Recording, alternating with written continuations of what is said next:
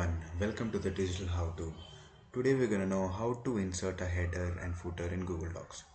So adding a header and footer in Google Docs is very simple. I'll show you how. So all you have to do is open the doc where you want the header and the footer. All you have to do is go to insert in the menu bar.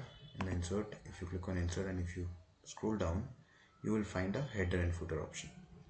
So here it's pretty straightforward. If you want a header, you just have to click on the header and your header comes up, and you have to give the text what you want in the header.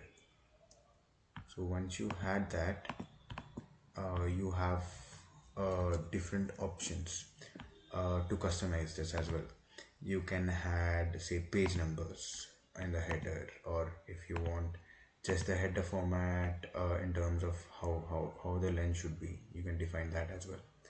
So once you click on that and select enter, that's it. The header follows in all the pages.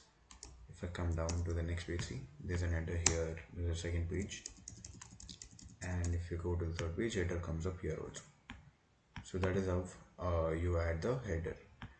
For the footer, it's also very straightforward. Just like that, you come to insert, go to headers and footers, you click on footer.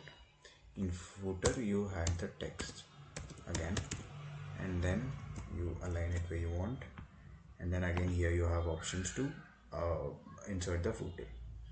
Now if you don't want a header, you can go ahead and you can just double click on it for the options to activate, and then you can remove header. So this is how we do it. And if you want say different header for subsequent pages, that is, if your first page has a header and your second page has a different header, you can select this option for a different first page header. That'll select the only the header in the first page, and in the second page you can customize your header. So that's how we can do it, and the same goes for footer as well. That's it. Thank you so much.